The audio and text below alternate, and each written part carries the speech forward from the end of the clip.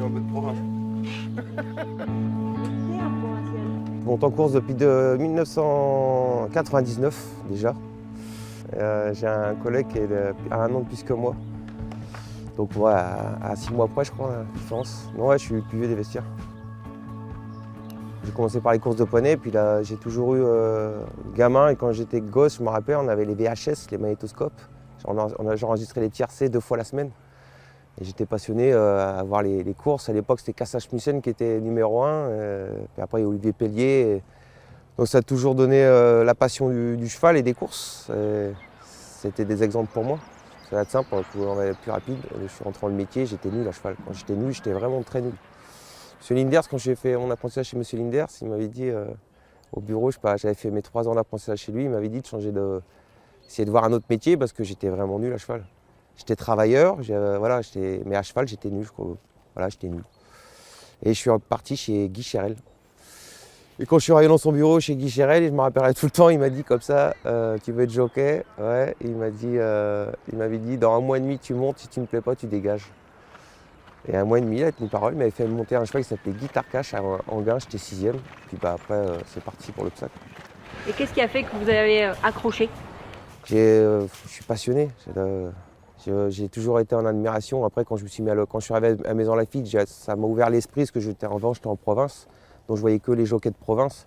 Quand je suis arrivé à Paris, j'ai vu un autre monde. À Auteuil, je voyais Pascal Marsac, Laurent Métais, Philippe Chevalier, des dieux. Je ne veux pas dire des dieux, mais les mecs dans un peloton, c'était des belles courses. Christophe Pieux, si je reviens un peu, même des jockeys de Pau, il y avait Denis de Souter. Les mecs, ils avaient des mains, ils montaient des courses, c'était beau à voir. Major Creek, Dean Gallagher, et quand tu es mauvais et tu essaies de prendre exemple sur eux, j'ai toujours été en admiration pour des personnes qui gagnaient des courses, et puis c'était des belles courses. En 2018. Ouais, j'ai eu une lombaire cassée. Je voulais arrêter. J'avais eu très mal. La douleur que j'ai eue, je ne le souhaite à personne. Quand vous voyez vos jambes qui partent dans tous les sens, que vous ne les contrôlez pas, j'ai eu très peur. Et je voulais arrêter. Et il y a un monsieur qui prenait des nouvelles de moi toutes les semaines, monsieur David Powell. Et un jour, il a dit là une phrase qui m'a vachement touché. Il dit Johnny, reviens à nous, on a besoin de toi. Sachant que monsieur Powell, il a fait monter tous les meilleurs à Auteuil.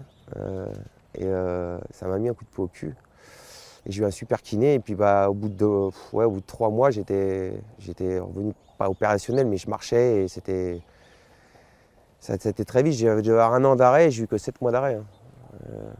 Donc c'est vite revenu, et j'ai eu un super chirurgien, j'étais très bien suivi.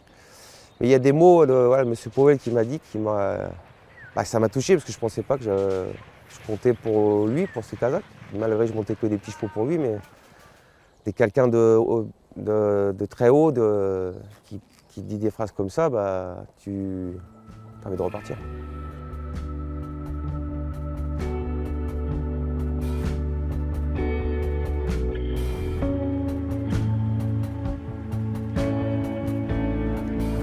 J'étais freelance, j'étais jockey freelance. Moi, j'ai besoin de monter à cheval le matin, j'ai besoin de monter des poulains, j'ai besoin d'être au contact des gars. À l'ancienne, j'étais dressé à l'ancienne. Moi, venir sur le bord de la piste et sauter des chevaux, je ne peux pas te juger un cheval. Et à 41 ans, j'ai décidé d'aller chez Guillaume Macaire. Normalement, c'est l'inverse, on y va à 20 ans, mais moi, j'ai fait l'inverse. Je me suis dit, je vais finir ma carrière là-bas, je me suis dit, autant finir chez les grands. Et M. Macaire m'a convoqué dans son bureau, il m'a fait comprendre qu'il n'allait pas me faire monter tout de suite. Je ne m'attendais pas à monter tout de suite pour lui, j'avais des clients. Et puis, il a su m'utiliser parce que je suis quelqu'un de particulier. Il m'a vite cerné lui aussi, et je dis j'ai un peu trop ce que je pense, mon défaut c'est ça. Et il a su l'utiliser, et puis lui aussi il a matché parce qu'il m'a fait gagner mon premier groupe 1 dans le Grand Circuit de Chess de Paris. Donc voilà, là je vis quelque chose de Sympa. Ouais. Même au box. C'est un rêve le matin. Non, mais même au box, il est attachant. Et donc Cheltenham, vous l'avez pris comment? Comme un rêve de gosse là. Parce que là c'était très chaud. Quand Gabi il a eu le délire de me dire qu'on allait à Cheltenham avec Goldtweet et m'associer avec, je dis ouais super, on y va. Moi je suis quelqu'un, j'aime pas écouter les on-dit avant les courses, donc je fais toujours mon papier toujours la veille au soir. Et quand j'ai fait le papier, j'ai dit waouh, j'ai peut-être une vraie chance de gagner. Bah, j'ai pas gagné, mais il y avait un cheval à battre et sur la presse anglaise, il disait que c'était un cheval qui n'était pas de tous les jours. Donc pour moi, j'avais peut-être une chance de gagner. Et c'est quand je suis arrivé sur la piste, par contre, là j'ai dit ça va être très compliqué. À l'hippodrome de Cheltenham, ça n'a rien à voir avec chez nous. Hein. Je connais que Cheltenham, un hippodrome anglais, mais c'est comme si vous étiez sur 2 fois Auteuil et un grand prix avec un beau gazon, avec des obstacles partout. Et c'est pas un circuit, hein, c'est un champ. Et quand tu vois les mecs en voie à 700 mètres du pied et ça descend comme ça, c'est une autre monde qui est particulière. Vous êtes arrivé sur la pointe des pieds au rond ou pas? Non. Oh non, non. Non, non, j'ai fait mon boulot. Je suis en mode tête de con là et je vais faire mon boulot. Et non, non, je n'étais pas impressionné au départ ou quoi que ce soit, mais c'était voilà, j'avais juste peur du tracé de la piste. Et je ne connaissais pas les jockeys. Là en France, je connais tous les jockeys, je sais comment ils montent, je sais leurs réflexes, les tracés, je sais tout. Enfin, je sais tout. Je crois, voilà, c'est mes habitudes. Et là, quand tu montes avec des gars, tu ne sais pas comment ils montent, tu ne sais pas les vis qu'ils ont, leur trajectoire, tu ne connais pas le champ de course. Tu as un stress en plus.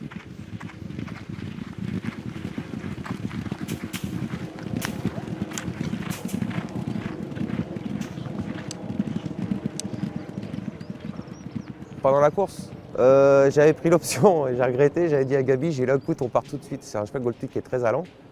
Il faut partir dernier. Et pendant 1000 mètres, il tire, puis après, il se pose. Et j'avais dit à Gabi, là, je veux partir tout de suite derrière l'avant-dernier pour ne pas avoir du chemin à refaire, parce que j'avais peur qu'il aille très vite. Et malheureusement, ils ont décidé de partir au galop de chasse. Mon cheval a tiré pendant 4000 mètres. 4000 mètres. Il s'est juste relâché quand on a vraiment accéléré en haut de la côte, là.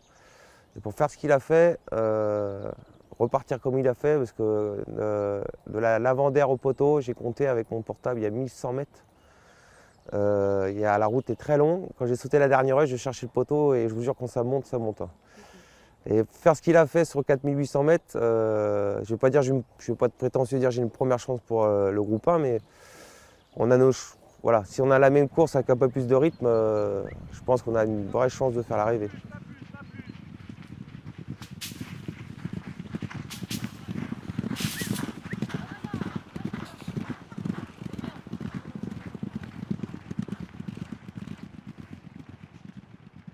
Est-ce que dans la ligne droite, on entend tout le bois de la foule ou pas? Un truc de fou. Alors, mais la chance qu'ils ont, les Anglais, d'avoir un public comme ça. Moi, j'ai halluciné. Quand je sais pas, les gens qui connaissent Cheltenham, quand on s'arrête tout en haut de la piste, on marche avec les journalistes. Alors, le journaliste, je suis désolé pour lui, il a voulu m'interviewer, mais je ne parle pas moi anglais. Voilà, pas de bol. Et j'avais, je sais pas, il y avait peut-être 2500 personnes qui étaient agglutinées en haut de la piste et à me féliciter, à m'applaudir avec leur téléphone portable, ça fait drôle. Et quand on repart dans la contre-allée en PSF là, pour rejoindre les balances, les gens courent à côté de vous. Ils vous applaudissent. Et après, on les revoit aux balances. Ce qu'ils ont, la chance qu'ils ont, les jockeys anglais, c'est top. Perso, c'est top. Et là, je me suis laissé aller. Non, moi, je ne suis pas expressif comme ça, mais je me suis laissé aller. Puis même, Cheltenham, moi, j'ai connu un cheval comme Cotoster chez Serge Fouché, j'ai vu sa carrière là-bas. Après, il y a Lone Run, Vendôme. Moi, j'ai toujours baillé pour Cheltenham. C'est mythique. Moi, c'est les spectateurs qui m'ont choqué. Ils sont venus en courant. On est en contrebas, ça fait un gradin. Ils sont venus en courant, mais on a vu les gens arriver. On s'est dit, mais qu'est-ce qu'ils font?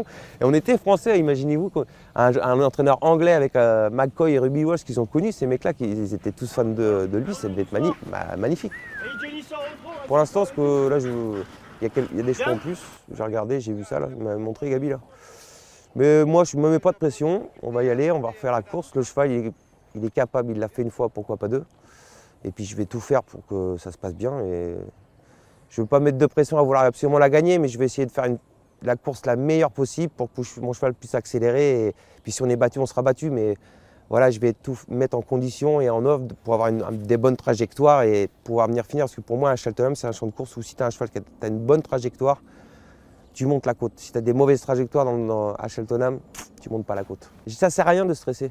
Quand tu stresses, c'est là que tu fais des conneries.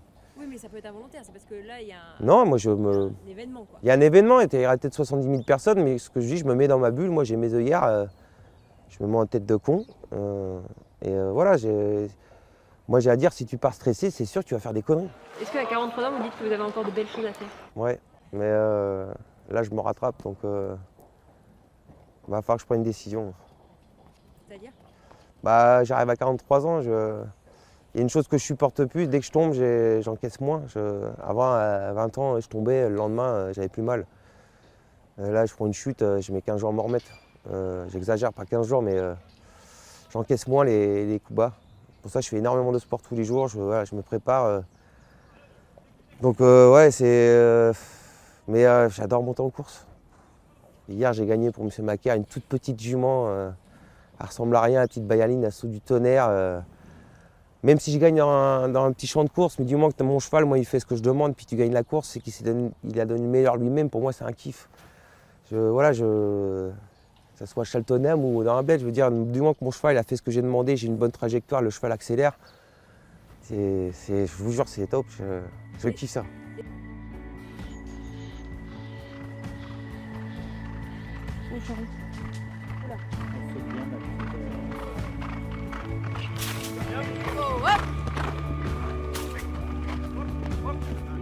Est-ce que c'est la passion des courses ou c'est l'amour du cheval que vous avez? L'amour du cheval et la passion, les deux. La passion, moi je dis tout le temps, c'est comme si quand on est gamin, qu'on fait une course de vélo, puis on gagne la course, on est content. Enfin, moi j'ai ça, chaque fois que je monte en course. Quand je course, j'ai l'impression que je suis un gamin, je suis content. Je vais regarder ma course, je vais regarder ce que je peux faire de mieux, ce que j'aurais dû faire, ou je veux dire, voilà. Puis j'ai un bon soutien de côté familial et ça fait du bien.